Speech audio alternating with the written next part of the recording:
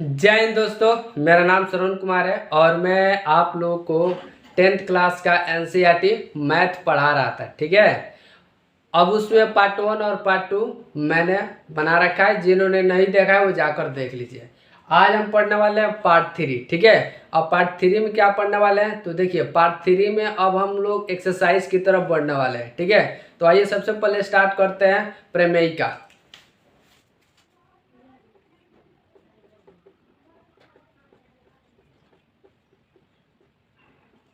अब ये प्रमेय का क्या होता है तो देखिए, एक सिद्ध किया गया कथन है जिसके सहारे हम एक अन्य कथन को सिद्ध करने में प्रयोग करते हैं, उसी को बोलते हैं प्रमेय का।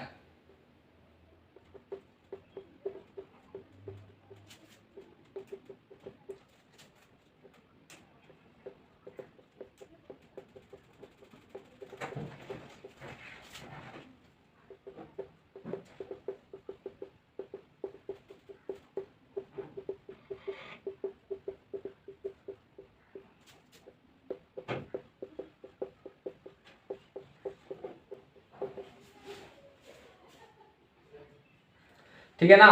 प्रमेय का क्या होता है तो एक सिद्ध किया गया कथन है जिसके मदद से एक अन्य कथन को सिद्ध करने में करते हैं। ठीक है, अब हम लोग पढ़ने वाले हैं यूक्लिड विभाजन प्रमेय का।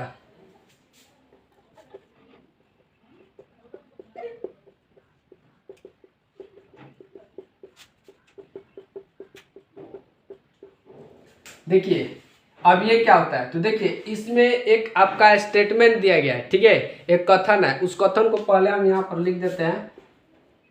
ए बराबर बी क्यू प्लस आर। ठीक है, जहाँ आर जो है वह 0 से या तो बराबर हो, ठीक है, या छोटा हो। ठीक है, ये जो आर जो है ना, आर 0 से या तो ऐसे लिख देते हैं, इसको मिटा देते हैं।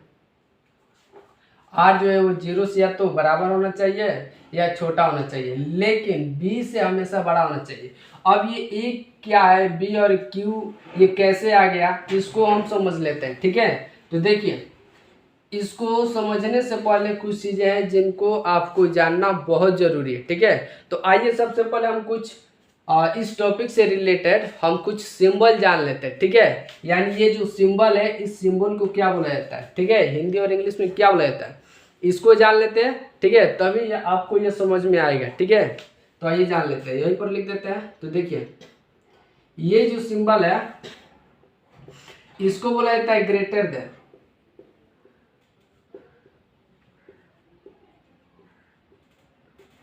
इसको हिंदी में बोला जाता है बड़ा का चिन्ह है। ठीक है, और ये जो आपका सिंबल है इसको बोला जाता है लेस देन।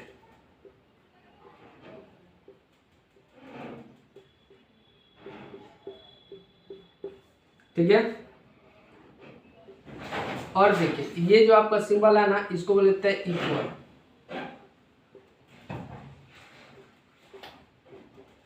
और ये आपका जो सिंबल है इसको बोला जाता है not equal. Not equal to, इसको हिंदी में बोला जाता है बराबर। इसको बोलते हैं बराबर नहीं है। ठीक है, ये रहा। और देखिए, ये जो आपको दिख रहा है इसको बोलते हैं चूंकि।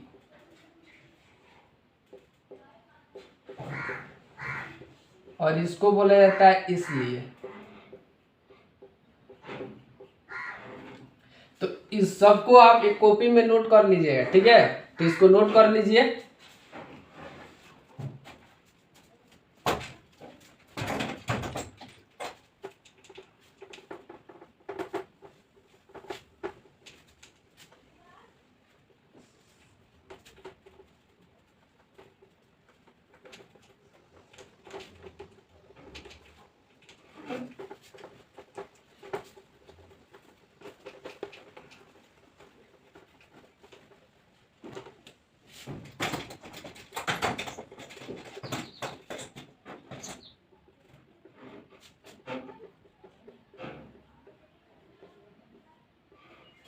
देखिए, इसमें एक कथन दिया गया था, ए बराबर बी क्यू प्लस आर। ठीक है, देखिए ये जो है ना, ये कहाँ से आया है, तो आइए इसको समझने से पहले एक छोटा सा चीज़ है, इसको समझना जरूरी है। ठीक है, आप लोगों ने डिवाइड तो सुना ही हो, मतलब डिवाइड तो जानते ही होंगे, कुछ इस प्रकार होता है, पढ़ाई होगा आप लोगों ने डिवाइड।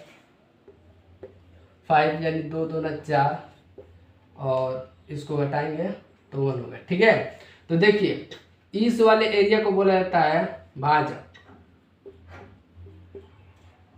ठीक है ना, इस वाले एरिया को क्या बोला जाता है, भाजक। इसको इंग्लिश में बोला जाता है डिवाइजर, डिवाइजर, ऐसा ही होगा डिवाइजर। इस वाले एरिया को बोला जाता है भाज्य, ये भाज्य लिखा हुआ है। ठीक है ना, भाज्य, इसको इंग्लिश में बोला जाता है रिमाइंडर, सॉरी रिमाइंडर नहीं बोला जाता, डिवाइडेंड बोला जाता है इसको।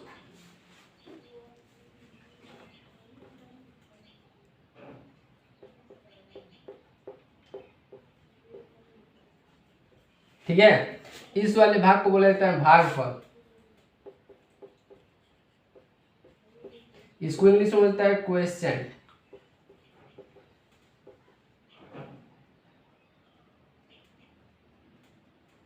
क्वेश्चन बोला जाता है। ठीक है, और ये जो आपको दिख रहा है इस वाले एरिया को बोला जाता है शेषफल।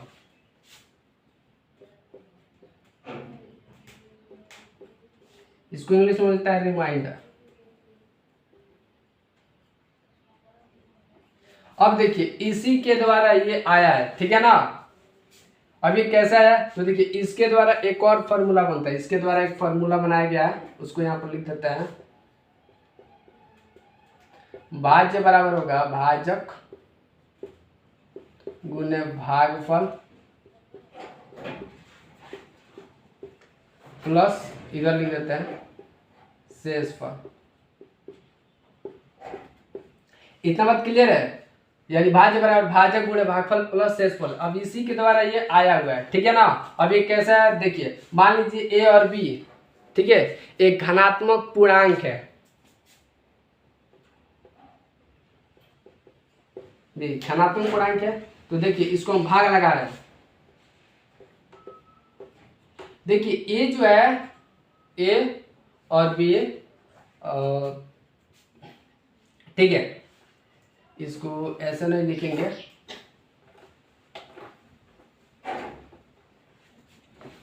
देखिए ए जो है वो बी से बड़ा है। ठीक है, बड़ा है कि नहीं है, बड़ा है, तो हम इसको क्या करेंगे, अंदर रखेंगे और ये बाहर रहेगा बी। अब देखिए ये जो बी है ना, इसको हम जब भाग लगाएंगे तो भागफल आपका मान लीजिए क्यू आए, कुछ भी मान लीजिए क्यू आए, ठीक है, और शेषफल आपका आर आया है। ठीक है, अब इस फॉर्मूला के द्वारा इसको हम बनाते हैं, तो क्या होगा, पहले होगा भाज्य, ये भाज्य है, तो ए बराबर होगा बी गुणे क्यू, यानी भाज्य गुणे भागफल, तो भाज्य गुणे भागफल यानी बी क्यू, यहाँ पर अगर कोई चिन्ह नहीं है तो गुणा का काम कर रहा है। ठीक है, तो बी क्यू प्लस आर, इस तरह यह फॉर्मूला का निर्माण हुआ है। ठीक है ना, और इसी, और ये जो स्टेटमेंट है, यह इसी स्टेटमेंट के द्वारा हम एक अन्य कथन को, यानी एक विशेष प्रकार के कथन को हम सिद्ध करते हैं। ठीक है, तो इसको आप नोट कर लीजिए।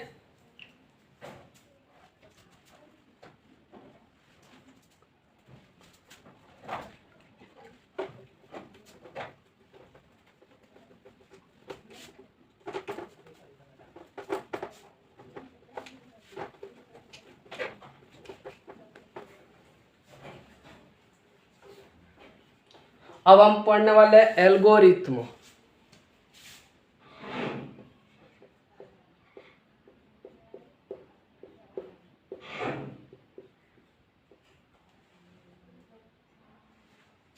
देखिए अब ये एल्गोरिथम क्या होता है, तो देखिए सुपरिभाषित चरणों की एक ऐसी श्रृंखला है, सुपरिभाषित चरणों की एक ऐसी श्रृंखला है जिसके सहारे हम एक अन्य, यानी एक विशेष प्रकार के समस्या को हल करते हैं। ठीक है,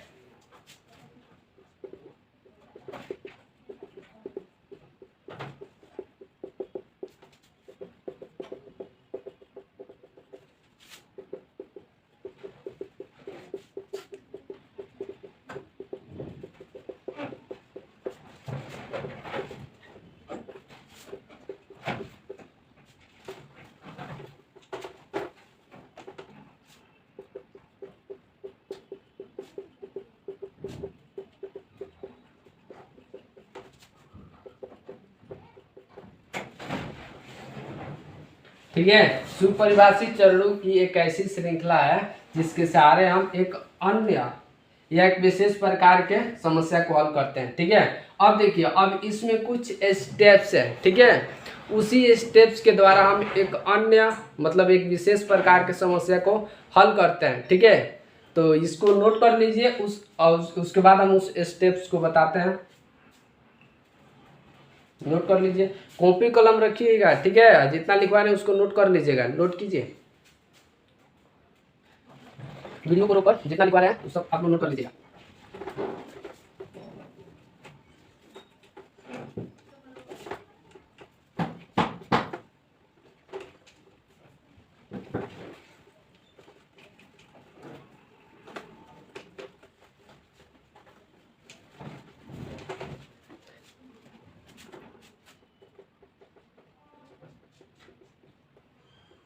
एल्गोरिथम। ठीक है। देखिए, इसमें 3 स्टेप्स है, यानी किसी हम विशेष प्रकार के क्वेश्चन को जब हल करते हैं तो इस स्टेप्स के द्वारा हम उसको आसानी से सॉल्व कर सकते हैं। ठीक है। तो देखिए, जैसे मान लीजिए ए है और बी है, इन दोनों का एचसीएफ अगर निकालना है तो देखिए इन दोनों का एचसीएफ निकालने के लिए कुछ चरण है। ठीक है। उस चरण को हम इसमें फॉलो करते हैं। ठीक है। और उसी चरण को बोला जाता है एल्गोरिथम। ठीक है। जैसे आप सपोज मान लीजिए, आप जैसे कि आप भोजन बना रहे हैं। ठीक है। तो चावल बनाने के लिए कुछ स्टेप्स है, यानी सबसे पहले हम पानी लेते हैं, उसको धोते हैं, फिर पानी को हम कुकर में रख के उसको बॉईल करते हैं, फिर उसके बाद हम चावल को डालते हैं। तो कुछ स्टेप्स है कि नहीं, उसी तरह इसमें भी कुछ स्टेप्स है। ठीक है। तभी जाकर ये सॉल्व होगा। ठीक है। तो मान लीजिए ए और बी का हमको क्या निकालना है, एचसीएफ निकालना है, हाईएस्ट कॉमन फैक्टर। ठीक है। महत्तम समापवर्त होता है, इसका फुल नेम क्या होता है, हाईएस्ट कॉमन फैक्टर, हिंदी में लगता है महत्तम समापवर्त। ठीक है। तो ए और बी का एचसीएफ निकालना है। तो सबसे पहले क्या करेंगे, चरण 1 या स्टेप्स 1, ए और बी के लिए यूक्लिड विभाजन प्रमेयिका का प्रयोग करना। ठीक है। ए और बी के लिए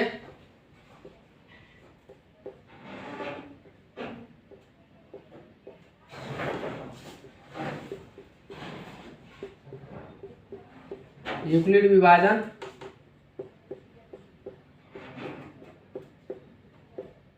प्रमेयिका का प्रयोग करें।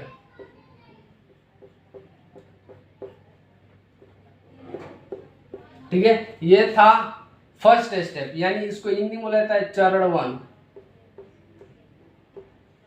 तो चरण 1 है। और दूसरा चरण देखिए,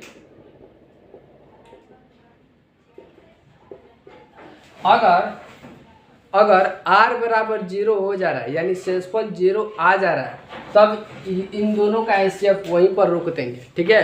अगर r बराबर 0 नहीं हो रहा है, अगर शेषफल 0 नहीं आ रहा है, तब तक क्या करेंगे, इस प्रक्रिया को जारी रखेंगे। ए और बी का एचसीएफ जो निकाल रहे हैं उसको जारी रखना है। ठीक है। तो लिखेंगे अगर r बराबर 0 हो तो ए और बी का एचसीएफ ज्ञात है। अगर ए और बी का एचसीएफ निकालने पर अगर r बराबर 0 नहीं है, यानी r बराबर अगर 0 नहीं है,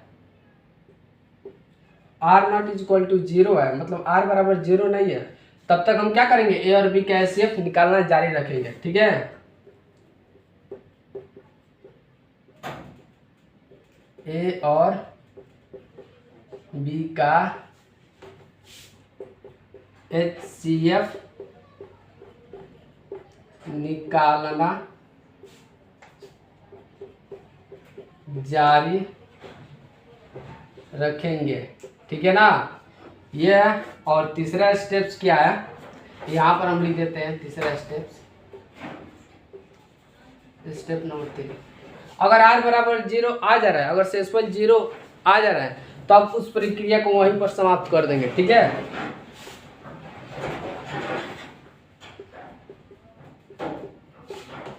तो अगर r बराबर 0 है तो वह प्रक्रिया समाप्त हो जाएगी।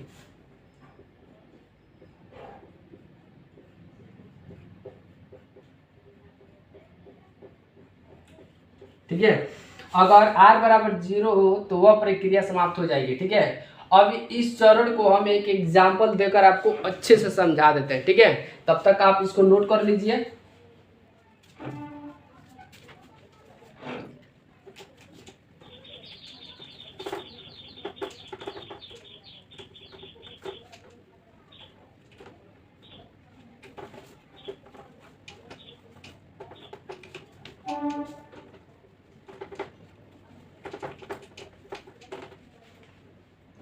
देखिए, जैसे मान लीजिए आपका एक एग्जाम्पल है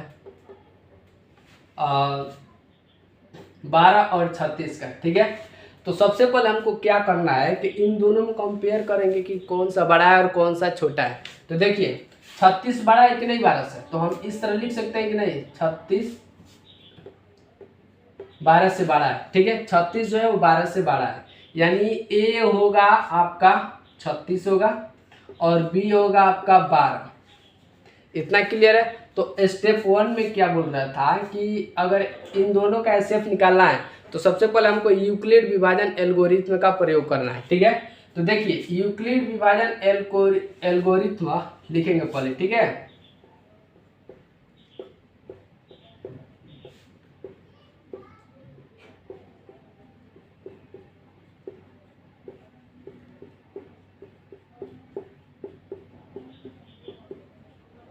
यूक्लिड विभाजन एल्गोरिथ्म। अब इसमें एक फार्मूला था ए बराबर बी क्यू प्लस आर। ठीक है, जहां आर जो है वो 0 से या तो बराबर होगा या तो बड़ा होगा।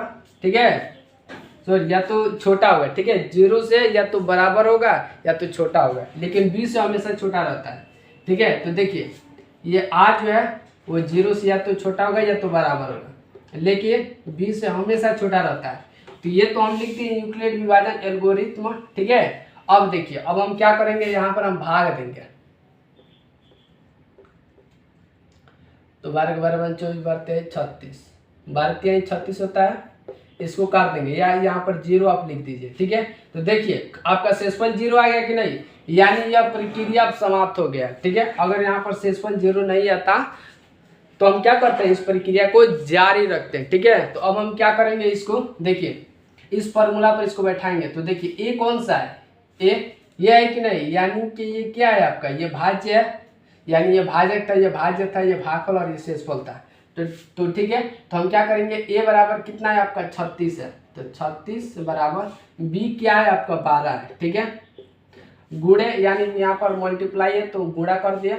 अब क्यू क्या आपका 3 है। ठीक है, 3 है और प्लस आर क्या है आपका 0 है। तो यहाँ पर हम लिखेंगे आर इक्वल टू 0, यानी आर का जो मान है वो 0 आ गया है। ठीक है, तो इस प्रक्रिया को समाप्त कर देंगे। अब उसके बाद क्या लिखेंगे, देखिए ये तो हो गया ना।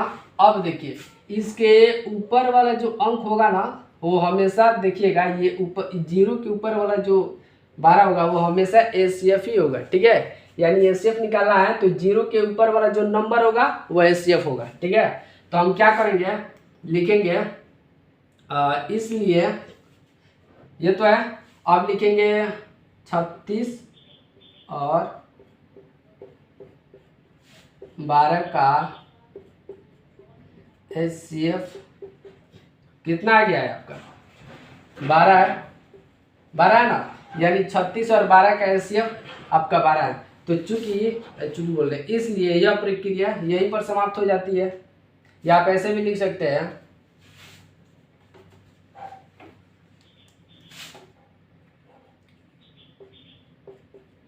चूंकि यहाँ शेषफल चूंकि यहाँ शेषफल 0 है, इसलिए चूंकि यहाँ शेषफल 0 है इसलिए यह प्रक्रिया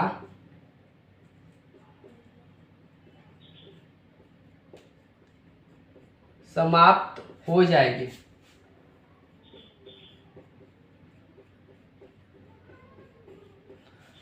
ठीक है, तो इतना आप नोट कर लीजिए। फिर मैं एक बार और आपको बता देता हूँ कि 0 के ऊपर जो नंबर होगा वही एचसीएफ कहलाएगा। ठीक है, और एचसीएफ कैसे निकाला जाता है मैंने आपको बता दिया। तो आज के लिए बस इतना ही, कल हम पढ़ेंगे पार्ट 4। ठीक है, आज देखिए, आज हम थोड़ा सा मान लीजिए आज इंट्रोडक्शन ही था। ठीक है, कल हम लोग पढ़ेंगे अपने एक्सरसाइज का कुछ उदाहरण दिया हुआ है, और वो उदाहरण एग्जाम में बार बार आता है। ठीक है, तो उदाहरण सहित, ठीक है, प्रश्नावली भी करने वाले हैं। ठीक है, तो कल मिलते हैं हम। ठीक है, तब तक ले जय भारत। रुकिए, अगर ये वीडियो अगर आपको अच्छा लगा हो, ठीक है, तो चैनल को सब्सक्राइब कर दीजिएगा। ठीक है, चैनल को सब्सक्राइब करके उसको शेयर कर देना। ठीक है, तब तक लिए मैं मिलता हूँ अगले वीडियो में, तब तक ले जय।